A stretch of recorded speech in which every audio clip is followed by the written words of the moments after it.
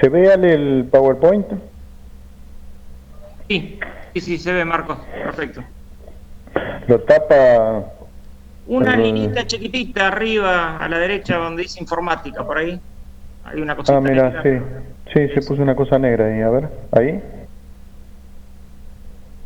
Ahí se fue más arriba, sí, ahí quedó. Chiquitito. Bueno, igual es solamente para tenerlo de guía. No hay nada nuevo. Bueno, vamos a empezar esta, esta consulta, este repaso que hacemos de las teorías que ya hemos subido, digamos, a la plataforma, tanto en diapositivas, digamos, y en videos, ¿no? Como siempre, les damos un marco de la materia, de dónde estamos parados. Ya vimos en la primera clase definiciones de conceptos de ingeniería de software como para empezar a hablar. El núcleo, nudo de la materia es todo lo que sea requerimientos, que en la clase 2 eh, como que terminamos de ver las definiciones acerca de los requerimientos y, y vimos un poquito, digamos, mencionamos los modelos de proceso, ahora lo vamos a ver. Y después ya mismo en la clase 2 y en la 3 nos centramos en técnicas de especificación de requerimientos, que es lo que se hace, lo que ustedes hacen más que nada en la práctica y eventualmente en el parcial. Y después, bueno, completaremos las teorías con modelos de proceso y calidad de software en las últimas teorías, digamos. Pero todas estas teorías que vienen son de técnicas de especificación de requerimientos. En la clase 2, bueno, como yo les decía, ahí vimos en 2 o 3 diapositivas la definición de proceso y modelos de proceso de desarrollo de software, más que nada para ver después a dónde queda toda la ingeniería de requerimientos que vemos, cómo queda dentro de un proceso de desarrollo de software y dentro de los distintos modelos de proceso de desarrollo de software. Independientemente del modelo de proceso de desarrollo de software que elijamos, siempre va a haber alguna etapa, alguna actividad de ingeniería de requerimientos, digamos, tendrá otro nombre, se hará de alguna manera, de otra manera, usará distintas técnicas de especificación de requerimientos, distintas técnicas por ahí de elicitación de requerimientos que estuvimos viendo en las primeras clases, pero siempre existe.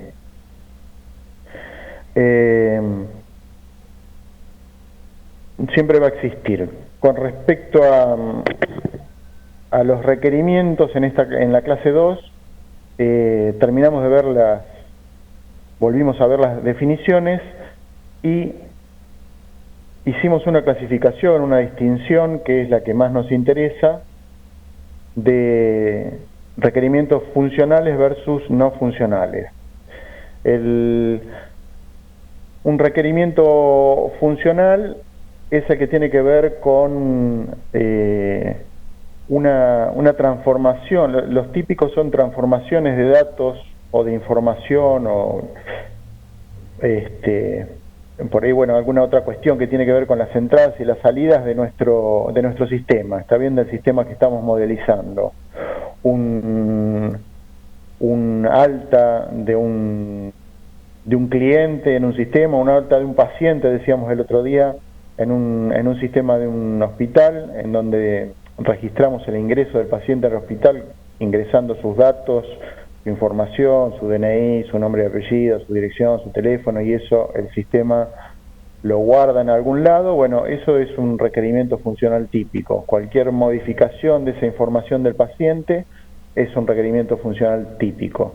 La baja de un paciente, en donde también se guardan cosas en el sistema reacciona a eso, nosotros le decimos, o el usuario le indica a través de datos, ¿no?, de información, cuál es el el paciente que hay que se retira del hospital, bueno, y en consecuencia a eso el sistema registra ciertas cuestiones o hace una salida, digamos, un ticket, un algo de que ya se le dio el alta, digamos que se retira del hospital, lo que en el dominio de hospital sería un alta del hospital, pero no en informática, digamos, también sería un requerimiento funcional. Bueno, todo ese tipo de cuestiones en donde nuestro sistema reacciona, digamos, en donde los usuarios interaccionan con el sistema, son los requerimientos funcionales, digamos, son los típicos, son los que nosotros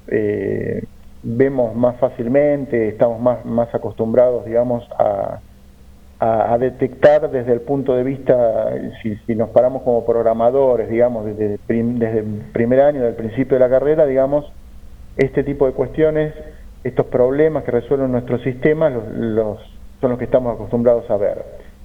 En cambio, los requerimientos no funcionales tienen que ver con limitaciones que va a tener nuestro producto de software o limitaciones que va a haber en nuestro proceso de desarrollo,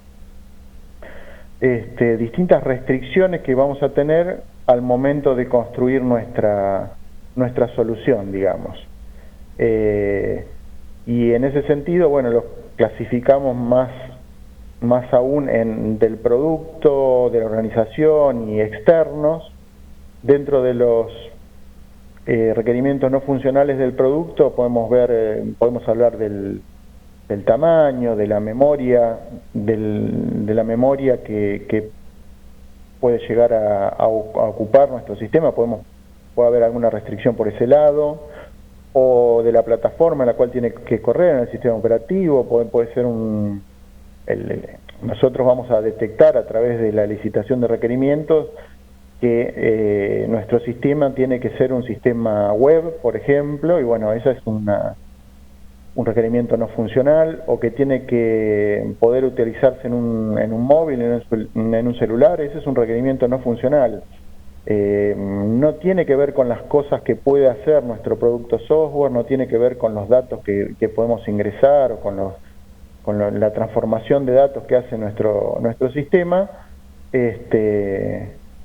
sino que es una restricción, nos va a limitar, digamos, en el momento de armar nuestra solución.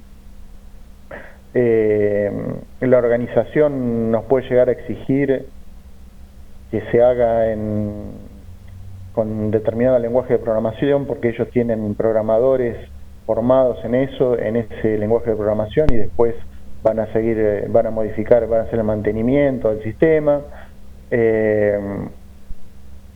o que utilicemos determinada herramienta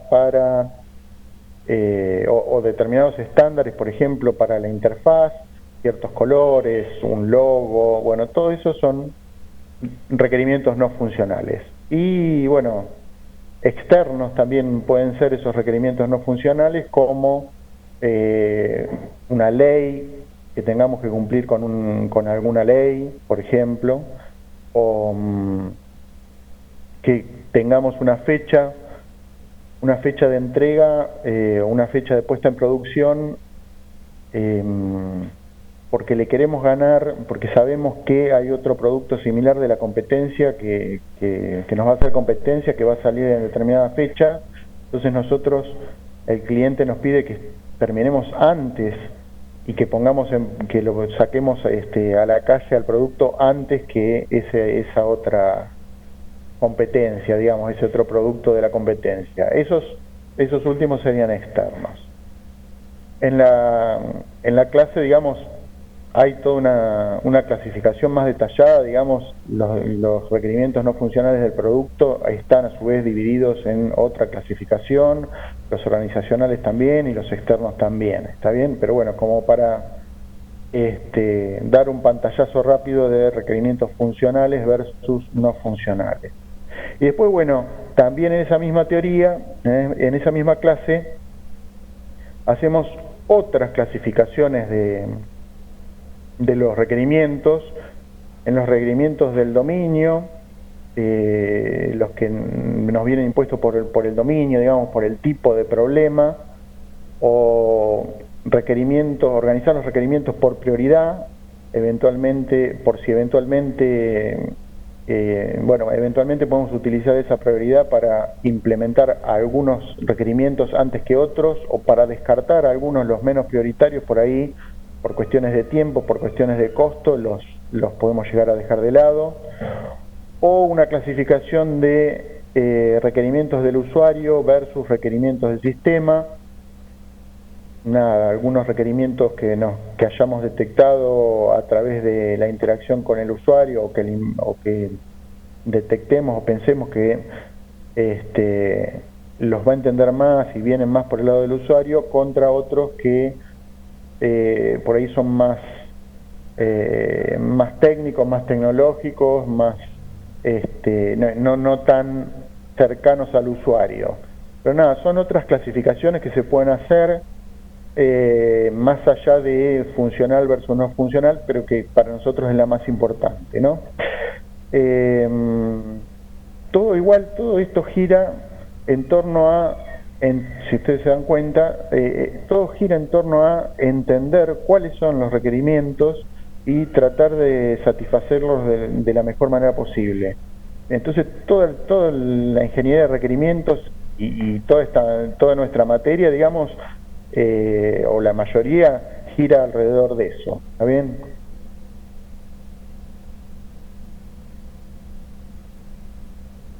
Y entonces, en esa misma clase 2, hablamos de la ingeniería de requerimientos como un proceso, digamos, con distintos pasos, distintas tareas, el estudio de viabilidad, la obtención y licitación de requerimientos como otro paso, digamos, la especificación de requerimientos, el tercer paso, y por último esa validación de requerimientos. ¿Está bien? El paso de validación de requerimientos. El estudio de viabilidad tiene que ver con una obtención rápida de requerimientos y responder a una serie de preguntas, plantearse una serie de preguntas, a ver si se puede continuar o no con el desarrollo, digamos, por motivos económicos, por motivos técnicos, si existe la tecnología como para lograr resolver el problema como quiere el usuario, como quiere el cliente. En eso consiste el estudio de viabilidad, digamos, una licitación rápida, no tan profunda, por ahí no tan detallada como lo que vamos a hacer después en el resto del desarrollo, para poder armar un informe que diga si conviene o no, si se puede o no seguir con el desarrollo. La obtención y licitación de requerimientos es lo que vimos en clases anteriores. Tiene que ver con obtener el conocimiento, digamos, acerca del problema y de las necesidades de ese cliente y o usuario final, que después, con alguna técnica de especificación de requerimientos, lo vamos a plasmar en algún modelo, en algún documento, en ese paso de especificación de requerimientos, que sería este tercer paso, digamos. Y por último, un último paso dentro de lo que es la ingeniería de requerimientos, que sería la validación de esos requerimientos. Ver que realmente estemos resolviéndole el problema al cliente, ¿no? Le estemos resolviendo al cliente, al usuario final, le estemos resolviendo el problema con nuestro software. A ver que había alguna consulta en el chat. La clase la vamos a grabar, igual ya grabamos esta semana, durante toda la semana ya dimos un par de consultas y ya grabamos una y la subimos.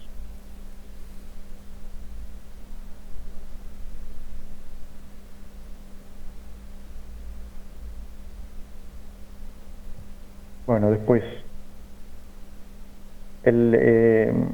preguntan un requerimiento de usuario versus un requerimiento de sistema, si podríamos meter en esa clasificación a las interacciones del usuario con el sistema como requerimientos de usuario. Sí, es una clasificación, digamos. Después volvemos a las diapositivas vamos a las diapositivas de la clase y lo repasamos si quieren. Déjenme terminar de repasar esto y después contestamos todas las consultas. Bárbaro. Sí, Marcos, perdona, ahí les iba a decir a los chicos que les escribí que cuando la manden a todos los participantes, ¿sí? O me la manden a mí también, así las puedo ir viendo. Está bien, así todos ven la pregunta, porque si no, a veces nos pasa que respondemos y no se sabe cuál era la pregunta. Igual vamos a tratar, si nos acordamos, de repasar la pregunta, de decir la pregunta y la respuesta en el mismo acto, digamos. Gracias, Ale. Bueno, nada, en 5 minutos les conté todo lo que es ingeniería de requerimientos, que está bien detallado en la clase, que lleva mucho más tiempo.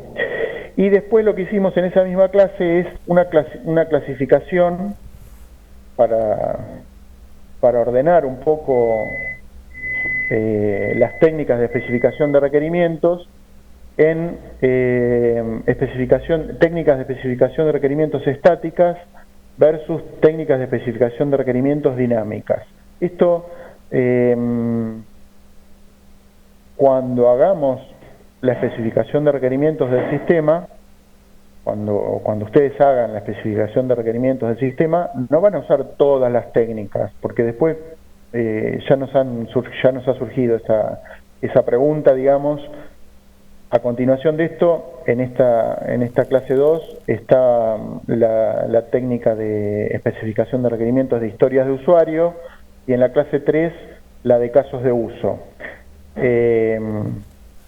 Nada, cuando encaremos un sistema real, seguramente usemos una u otra, no las dos, porque las dos van a ser sobre el mismo sistema y por ahí hasta son redundantes o entramos en alguna confusión, porque por ahí algún término se usan las dos técnicas, pero con distinto significado, con distinta explicación. Entonces, en ese sentido, esta clasificación también va un poco en ese sentido, digamos. Va a haber sistemas en los cuales convenga por ahí utilizar una técnica de especificación estática, y va a haber otros sistemas en los cuales conviene usar una técnica de especificación de requerimientos dinámica, y por eso hacemos la clasificación. Esa distinción, digamos, esa elección de unas u otras puede estar determinado por dos cosas.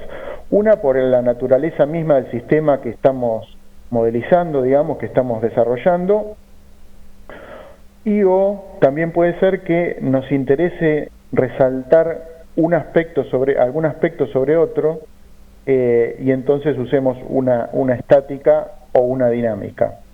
Las técnicas de especificación de requerimientos estáticas modelizan entidades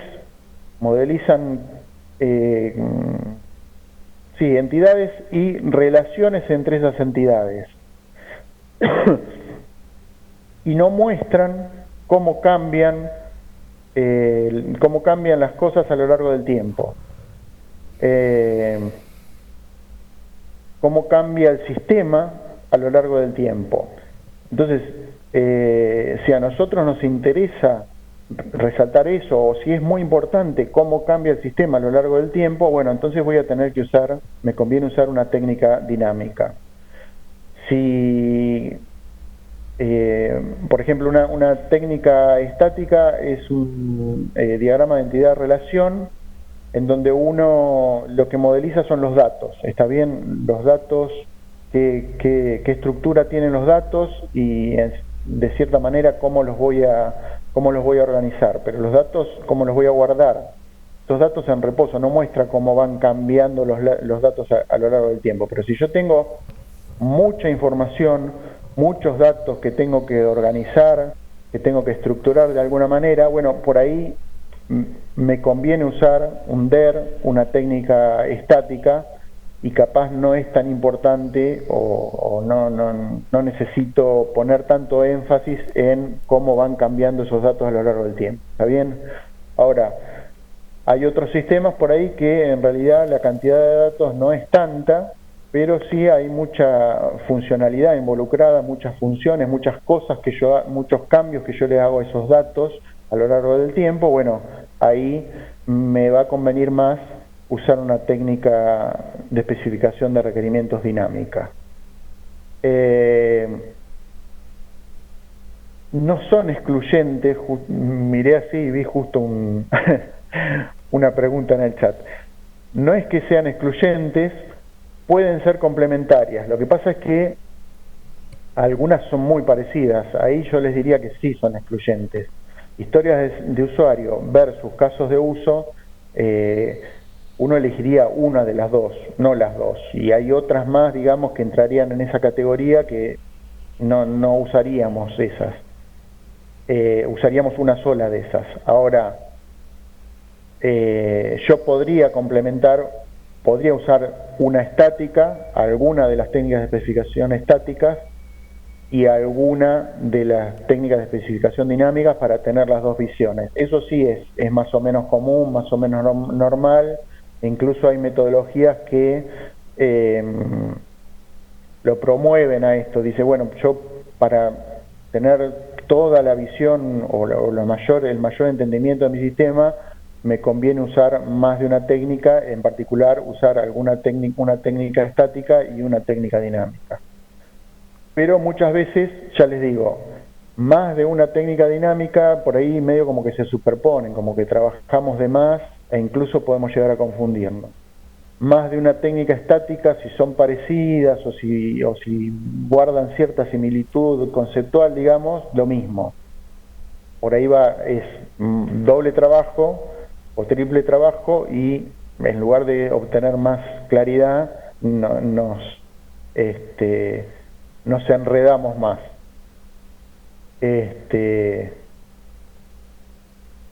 Así que bueno, ese es el panorama. ¿Qué más?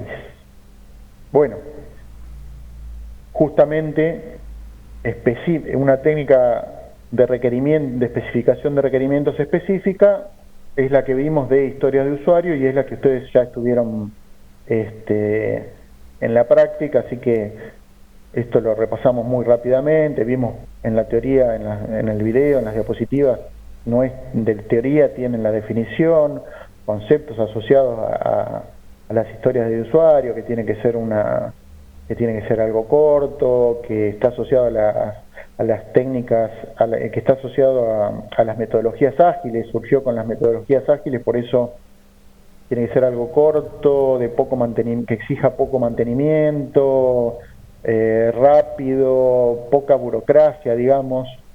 No es algo que va a tener mucho nivel de detalle, que sea muy largo, muy difícil de entender, porque no va por ahí la cosa. Y entonces el núcleo de la historia de usuario es ese párrafo, esa oración como rol, y ahí ya estamos definiendo, digamos, algo de la metodología, y es que vamos a tener que identificar roles en nuestro problema, en nuestro sistema. Quiero algo para obtener un beneficio, y todas nuestras historias de usuario las vamos a redactar siguiendo ese patrón. Va a ser cada historia de usuario, se usa la metáfora, digamos, de una tarjeta, justamente para enfatizar en lo corto que tiene que ser. Deberíamos poder escribirla en una tarjeta, en donde en el frente de la tarjeta, en el anverso de la tarjeta, le vamos a poner esta esta redacción, digamos. Esta es algo, un párrafo, una frase de como rol, quiero algo para un beneficio. Eso se va a completar, digamos, ese párrafo, esa oración es típica, digamos, está todos los autores que hablan de historias de usuario hablan de esta redacción, de este párrafo que tiene que tener, que define la historia de usuario. Después, distintos autores, y nosotros en particular en la práctica, le agregamos las reglas de negocio, ¿está bien? Porque está muy bueno que tenga un poco de detalle la historia de usuario, como cosa positiva, digamos, pero tiene la desventaja que la idea detrás de esto es que yo tenga al cliente, al usuario siempre a mano como para preguntarle cualquier duda, cualquier cosa que surja, porque por ahí con esta frase sola, cuando yo tenga que avanzar con esto, me van a surgir dudas, detalles de cómo hacer las cosas, de cómo realmente le puede llegar a servir al usuario final, al cliente, para que le resuelva su problema. ¿Está bien? Y ustedes, bueno, ya lo deben haber, lo han sufrido, sufrido entre comillas, en la práctica, de tener que preguntarle seguramente al ayudante, bueno, pero ¿y esto en realidad cómo queremos que funcione? ¿Cómo es?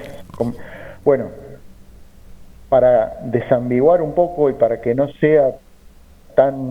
necesitemos tanta interacción, digamos, para entender realmente la historia de usuario, le han ido agregando cosas, en particular en la práctica, en el anverso de la historia de usuario, de la tarjeta, digamos, que representa la historia de usuario, le han agregado reglas de negocio, ¿está bien? No voy a entrar en demasiado detalle en esto para no conflictuar con la práctica, porque muchas de estas cuestiones en la materia ya les hemos ido contando en realidad. No son cosas dogmáticas, fijas, estrictas, que yo les pueda decir esto se hace así, de esta manera, se escribe, se redacta de esta manera y esta es la única manera de resolverlo y no hay ninguna ambigüedad y no hay ninguna otra manera de resolverlo. Entonces, muchas de estas cosas, justamente lo que vimos en las primeras clases con respecto al tema de la comunicación, digamos, muchas de estas cosas se resuelven a través de la comunicación con el cliente y con el usuario. Justamente todas las técnicas de especificación que terminan en un modelo, en algún documento de especificación de requerimientos, son para terminar de entender el problema y que quede escrito en algún lado con la menor ambigüedad posible. Pero siempre existe la posibilidad de la ambigüedad en una conversación, donde hay más de una persona, puede llegar a haber algún problema de entendimiento. ¿A qué iba con esto? Que si yo les digo algo acá con respecto a lo que nosotros les digamos acá, con respecto a cómo son las historias de usuario, por ahí ustedes lo pueden malinterpretar o pueden entrar en discusión después con el ayudante, ¿está bien? Con los ayudantes y con los jefes. Entonces preferimos que el detalle finito, digamos, lo hablen directamente, sin intermediarios, digamos, con los ayudantes, ¿está bien? Pero bueno, dimos una teoría de historia de usuarios en donde les damos los lineamientos generales, digamos, la idea atrás de esta técnica de especificación de requerimientos y a dónde está parado, ¿no? A dónde está metido. Está metido dentro de la ingeniería de requerimientos. Bueno, para terminar, digamos, la descripción, digamos, de la historia de usuario, que usa la metáfora de la tarjeta para obligar a que sea algo corto. Originalmente o en principio uno puede pensar en una tarjeta física, pero bueno, si usa una herramienta informática va a ser algo, una metáfora de esa tarjeta, va a ser una ventana chiquita, un cuadro de texto chico en donde no podamos explayarnos demasiado para no romper esto de que sea corta, digamos. Y en el reverso de esta tarjeta escribiríamos los criterios de aceptación. ¿Está bien? Que bueno, en la práctica lo han detallado como escenarios, los distintos escenarios. ¿Qué más?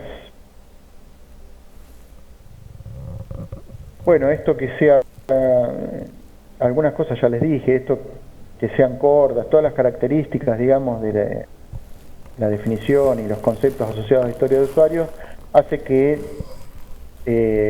haya ventajas y desventajas, que ya les fui contando. Que sea corta, está bueno, es rápido de entender, es rápido de escribir, o relativamente rápido de escribir, hay que pensar un poco también. Pero bueno, después por otro lado, digamos, hay cosas que por ahí quedan un poco ambiguas, por eso justamente le agregamos las reglas de negocio y los criterios de aceptación, que no les dije, pero ustedes ya a esta altura creo que lo saben. Los criterios de aceptación, lo que terminan diciendo es cuando el usuario cliente va a dar por buena esa historia de usuario, cuando me va a permitir validar después, cuando yo tenga mi producto de software, que esa historia de usuario está bien hecha, está bien resuelta, mi sistema la hace bien, ¿está bien? Bueno, les decía, el que sea corta y que tenga poca burocracia está bueno por un lado, porque es rápido, pero bueno, por otro lado, por ahí tengo problema con los detalles, que hay cosas ambiguas, necesito volver con el cliente, con el usuario, para definir cuestiones. ¿Está bien?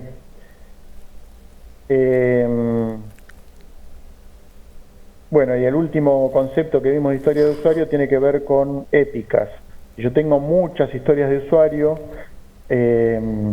por ahí me conviene organizarlas de alguna manera. Esa organización se hace a través de épicas.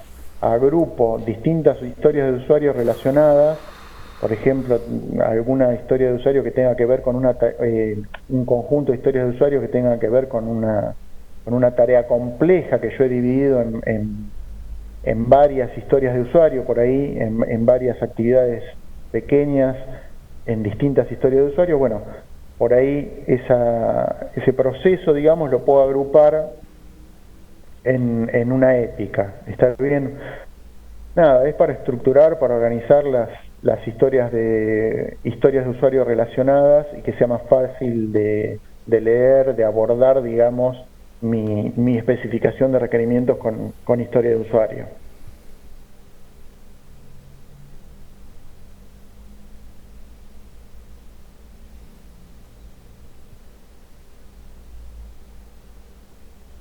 Y después vimos en la clase 3 otra técnica de especificación de requerimientos, que ya les digo, no conviene usar las dos porque son parecidas y por ahí nos va a llevar a confusión, que es la técnica de especificación de requerimientos de caso de uso. Esta tiene más burocracia, entre comillas, si se quiere, es más completa, más compleja, tiene por ahí más nivel de detalle. Más compleja en cuanto a los detalles, digamos, hay que escribir más y tiene más detalles. Historia de usuario por ahí también se complica por ser tan simple,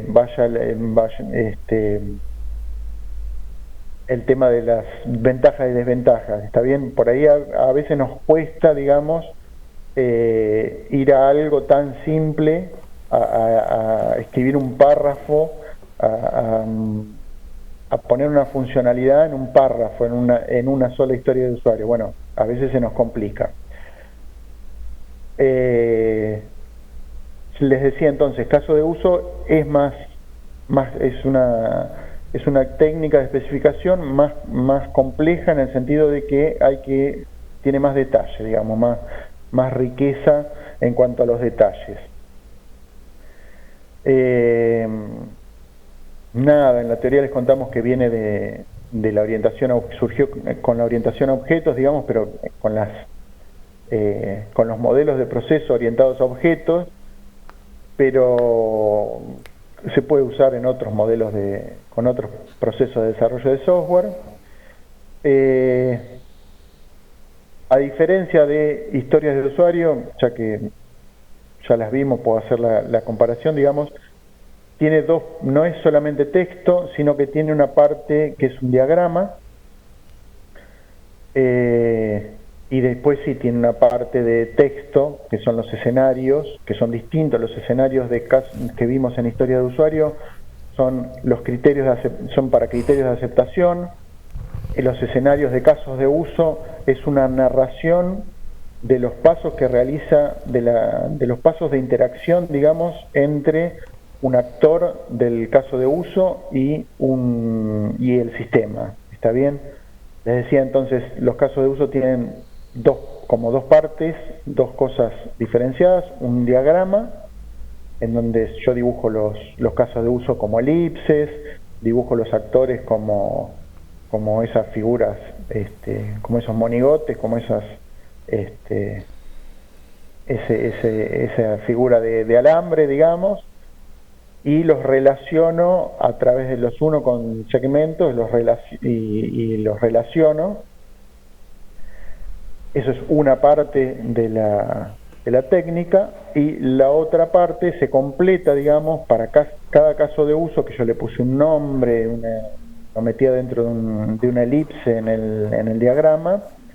Se completa con una narración de cada uno de esos casos de uso que aparecen en el diagrama, que entre otras cosas tiene los pasos que realiza, las acciones, digamos, las actividades que realiza el actor por un lado y el sistema por el otro, normalmente el sistema respondiendo a una acción del actor.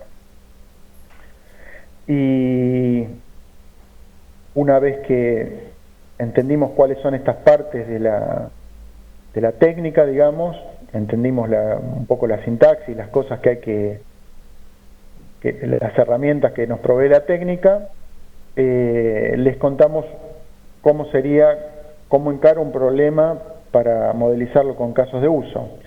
Primero tengo que identificar los actores, o sea, dado el enunciado en el caso de la práctica o el problema del mundo real, tengo que ver quiénes son los que interactúan con el sistema, y bueno, esos van a ser, y el rol que cumplen en realidad, y esos van a ser los actores de mi caso de uso. Una vez que identifique a todos los actores,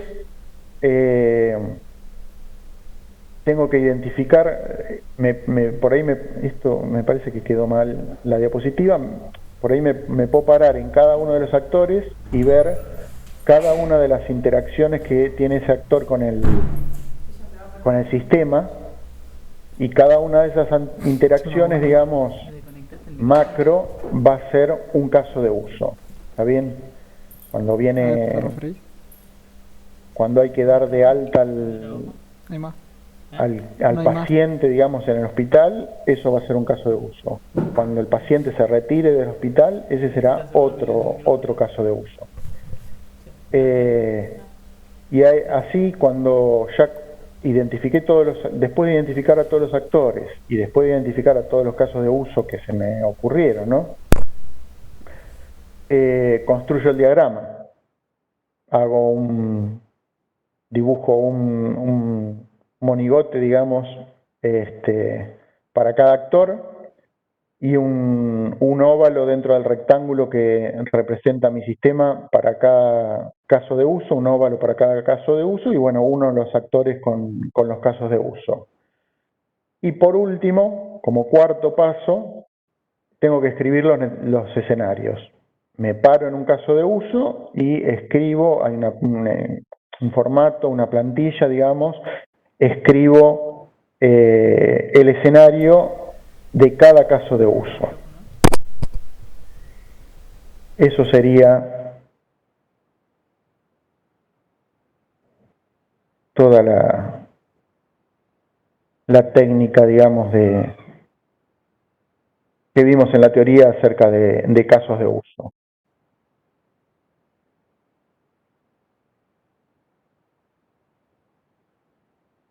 Está bien.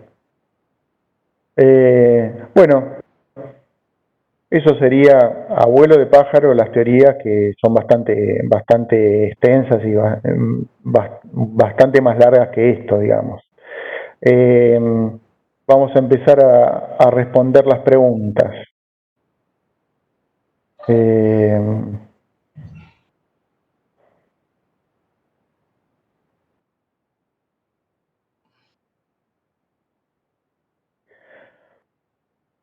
Hay una pregunta acerca de los casos de uso de extensión, que la vamos a evitar, vamos a evitar responderla, digamos. Con los casos de uso de extensión es mejor que lo vean en detalle en la práctica, ¿está bien? Una cosa que nos pasa también con respecto a las teorías y a las prácticas, con respecto a las técnicas, que además de los aspectos teóricos, digamos, que podemos encontrar en algún libro o algo, la enseñanza a lo largo de los años, digamos, de la materia, la experiencia de los ayudantes y de los jefes de trabajo prácticos, hacen que adaptemos las técnicas, en particular estas técnicas de especificación de requerimientos, la adaptemos para la materia, ¿está bien? Y entonces hay cuestiones que es mejor que le hablen con los ayudantes, ¿está bien? Porque está el detalle fino de cómo lo usamos, cómo lo vamos a hacer en la materia, más allá de lo que esté en la teoría, ¿está bien? Y otra vez, los profesores no queremos entrar en conflicto después en la discusión de el ayudante me dijo una cosa y el profesor me dijo otra, ¿está bien? En particular con los casos de uso de extensión, es una discusión que hay a nivel teórico también, digamos, ¿no? Son estas técnicas, como les decía yo hoy al principio de la clase, por ahí no son cosas dogmáticas, y entonces según el libro que tomemos, un autor también nos pasa a nosotros, digamos, un autor dice una cosa y otro autor dice otra. Con lo cual, justamente para que no tengamos problemas, para que no tengan problemas ustedes después en las correcciones de los parciales y esas cuestiones, les pedimos que lo resuelvan, lo consulten con el ayudante y en todo caso, bueno, si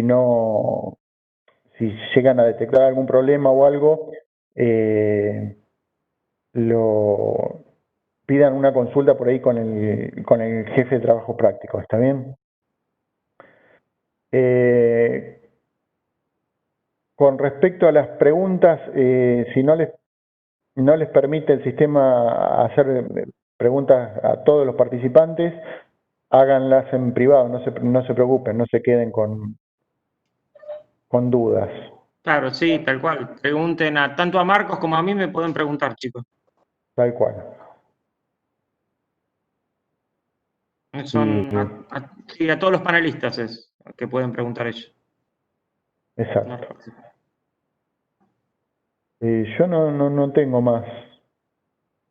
No, yo tampoco, no tengo ninguna otra. La fuiste respondiendo. La que quedó a todos los panelistas la respondiste mientras lo decías, si deben ser breves, si incluir los detalles, las historias de usuario, ahí ya lo respondiste cuando explicaste. Ahí sí hay una de ventajas. Sí, ventaja de los casos de uso sobre las historias de usuario y viceversa, digamos. Es lo que les comentaba hoy. Las historias de usuario tienen menos detalle, digamos. Esto de que sean cortas, que nos exige la metodología, además que sean cortas, y si se llega a alargar, vieron que si se llega a ser muy extensa, dicen, bueno, hagan otra historia de usuario. En los casos de uso son más extensos, tienen más tienen más detalle. Y entonces por ahí las cosas pueden llegar a quedar menos ambiguas en un caso de uso que en una historia de usuario. Pero bueno, a su vez es una desventaja, digamos que hasta cierto, depende, ¿no? Pero hasta cierto punto, algo que es más largo, me va a llevar más tiempo escribirlo, consensuarlo con el cliente, con el usuario, y en ese sentido sería una desventaja, digamos. Hay que poner, es un delicado equilibrio, digamos. Si el sistema, esto lo dijiste vos, Ale, el otro día, y es interesante. Si el sistema es chico por ahí, y el grupo de trabajo es chico, y yo lo tengo al cliente a mano, al usuario, y me va a dar bolilla, qué sé yo, capaz que me conviene historia de usuario. Son más cortas, tienen menos mantenimiento, me lleva menos tiempo. Ahora, donde el sistema sea más grande y haya más gente involucrada, más desarrolladores, por ahí me conviene ir a casos de uso, digamos, y tener más nivel de detalle, más cosas escritas, digamos, en mi documento de especificación de requerimientos, que yo no tenga que ir a consultar a nadie, sino que ya lo tengo ahí a la vista, digamos, para seguir trabajando, ¿no? Porque la especificación de requerimientos, después la tomamos como base para el resto del desarrollo. Sí, exacto, sí.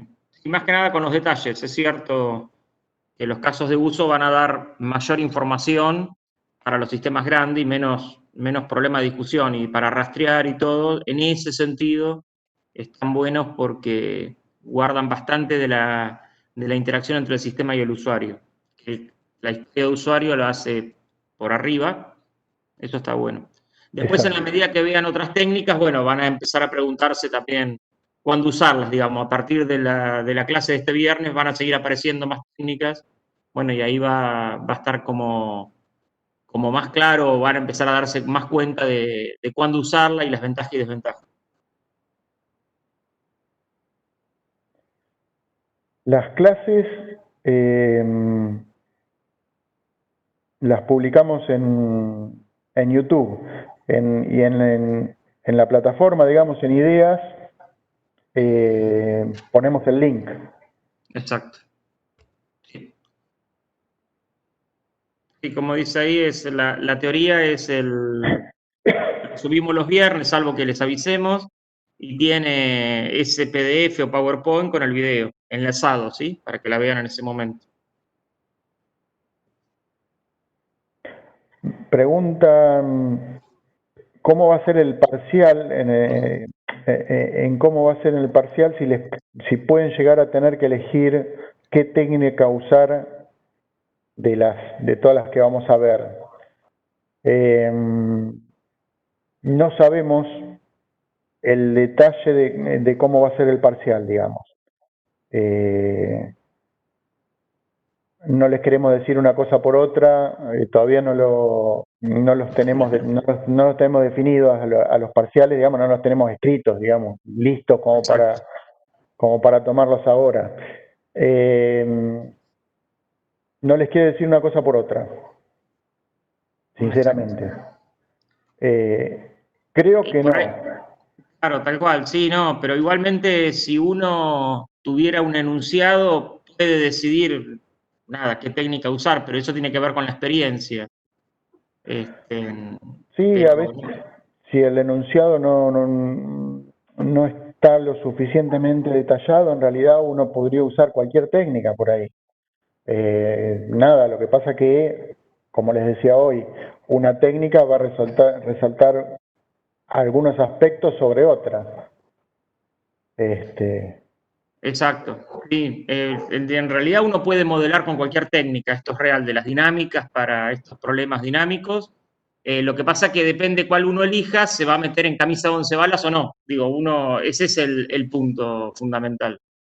Entonces, no sé, si tengo que modelar, por decir algo, una máquina empaquetadora no sé, de heladeras, bueno, podría modelarlo con lo que sea, pero probablemente haya una técnica que todavía no conocemos que sea más afín a eso. ¿Sí? Esa sería la idea. Claro, es como es lo que comentaba yo hoy. Si hay muchos datos distintos que hay que organizar y qué sé yo, va a convenir una técnica. En el caso este de las heladeras que menciona Alejandro, no parece que haya millones de datos que organizar de distinto tipo, qué sé yo. Parece que en lugar, no va a haber que usar un DER, un diagrama de entidad-relación, sino que va a haber que usar otra técnica, otra cosa, porque va a haber cosas más importantes, digamos, que sean más preocupantes, más problemáticas que los datos, que la información que ande dando vueltas. Bien, después hay una pregunta específica no se habla de teoría, ¿no? Pero de descargar artículos, la parte de sí, el artículo tiene categoría exclusiva, la descarga del artículo tendrá un costo. Esto es un enunciado, entiendo, sería un if. Así que entraría en un curso alternativo o podría ser un caso de uso nuevo. Ahí estamos con casos de uso y tiene que ver por ahí cómo continúa esa descarga, digamos, de ese artículo, para que sea o no un caso de uso distinto. Esto sería una cuestión, ¿sí? Y si es alternativo, que es esto que les decíamos, ¿no? Que no va por la típica decisión de sí o no, tiene que ver con cómo tratan ese flujo alternativo y cómo lo describen en el escenario del caso de uso. Esa sería un poco la idea. ¿Sí? No me acuerdo el ejemplo completo, no importa, pero tiene que ver con lo que decía Marcos, con el contexto de todo ese problema.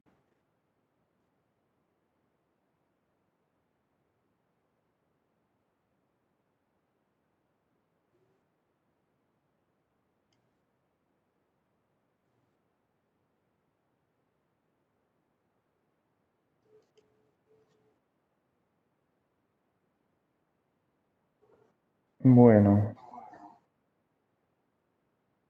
alguna otra pregunta, chicos? Yo no veo más, Ale. No, yo tampoco. Estaba revisando acá también, no. Igual que, como siempre, ¿no? Queda grabado. Esta creo que la grabaste, Marco, sí. Y está grabada la de ayer también. Que Sí, por ahí sí. sobre el final surgen preguntas distintas, que eso está bueno que repase.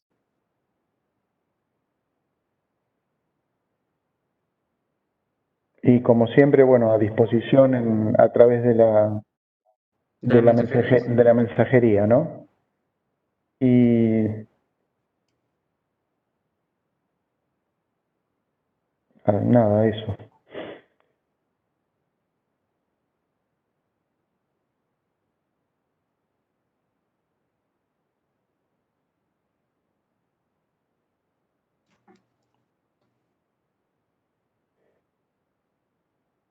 Bueno, bárbaro. A ver, acá hay una pregunta del estudio de viabilidad. Si habría que investigar más sobre el estudio de viabilidad. Sí, está bueno, estaría bueno, o sea, es muy buena tu pregunta. Eh, en realidad, las teorías también tienen gusto a poco. Está bien, los videos y las diapositivas que nosotros subimos también son un resumen de un tema, de temas gruesos, digamos. Está bueno que vayan al libro y busquen más info y lean un poco más. Está muy buena esa idea, ¿eh? Es para ponerla en práctica. En particular, sobre el estudio de habilidad, también está bueno que vayan al libro. No está tampoco súper explayado, digamos, es eso, es hacer una mini elicitación de requerimientos, responder una serie de preguntas, pero sí está bueno que completen estudio de habilidad y cualquiera de los otros temas con la bibliografía de la materia.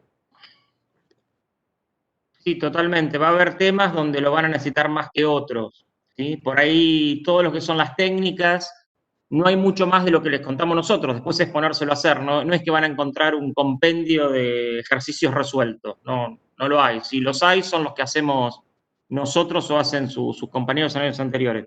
Pero hay otros temas como ese, o como los requerimientos, o como las metodologías de desarrollo que viene después, que ahí sí nosotros le hacemos una síntesis porque si no necesitamos una clase para explicar prácticamente cada Tal una de las cual. metodologías. Tal cual, exacto. Está muy bien lo que dice Alejandro. Con respecto a las técnicas, por ahí, con lo de la práctica, las técnicas específicas de especificación de requerimiento, con lo de la práctica les alcanza, digamos, y no van a encontrar mucho más allá de eso, y lo que encuentren no les va a servir por ahí tampoco, porque va a entrar en conflicto. Hay que tenerlo muy claro, porque por ahí va a entrar en conflicto con lo que estamos haciendo, con lo que están haciendo en la práctica.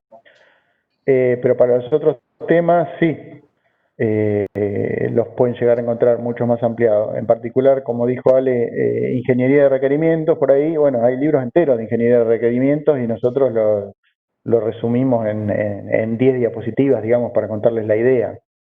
Después, si van a los libros nuestros, a los que la bibliografía de la materia, también los libros estos que son de ingeniería de software, que barren todos los temas, también están resumidos, tienen más que las teorías que damos nosotros, pero está resumido lo que es ingeniería de requerimientos. Está muy bien lo que dijiste, Ale.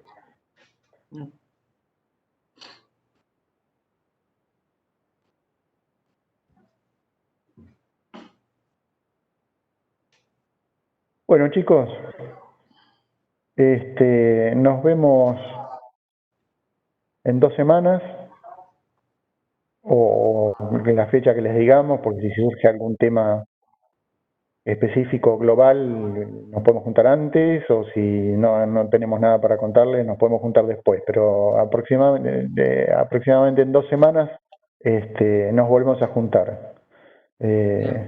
Cuídense, estamos a disposición, cualquier cosita nos escriben por la mensajería de la plataforma. Bien, bueno, bárbaro, nos vemos. Chau, Ale. Chau, chau.